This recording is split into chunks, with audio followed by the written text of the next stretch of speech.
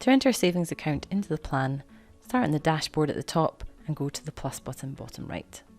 Here we will select Savings and Investments and Savings. Make sure the owner of the savings account is correct, and you can select another person in this window if it's jointly owned. Enter the name of the savings account and the current balance at the start of the Voyant plan. The interest rate is entered in this section here. The default value is taken from your plan settings, and it's a good idea to start in the plan settings before building a case. You can change this interest rate for this individual account here as well.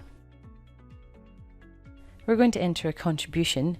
You can enter contributions of different types, either an amount increasing with inflation, or a percentage of income. I'm going to enter $100 every month, change annually to monthly.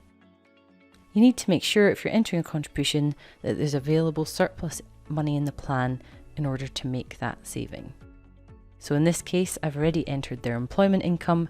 The employment income is above the black line, so there is some surplus that we can save, and this is where we're saving it to. In timing, I'm going to say when the contribution starts and stops. In this case, I would like the contribution to start now and end at Julia's retirement. Let's now look at withdrawal limit. In here, you can change how the account is accessed in the plan. And here I'm going to show you minimum balance.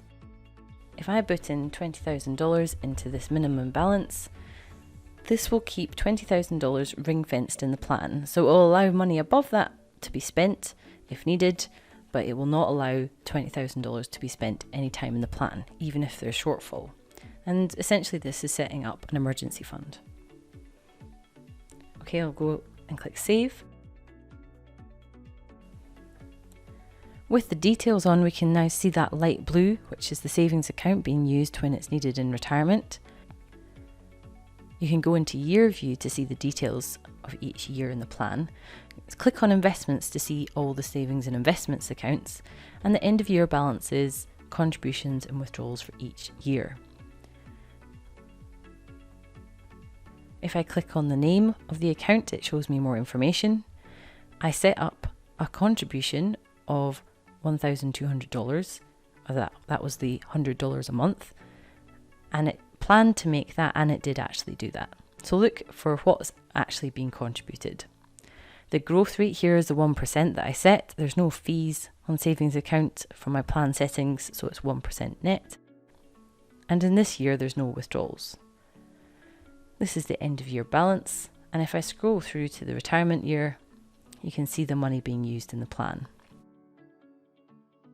But note, if I keep going, although there's shortfall in the plan, it will not withdraw the $20,000 because it leaves that ring fenced, though it does take out the interest. Thanks for listening.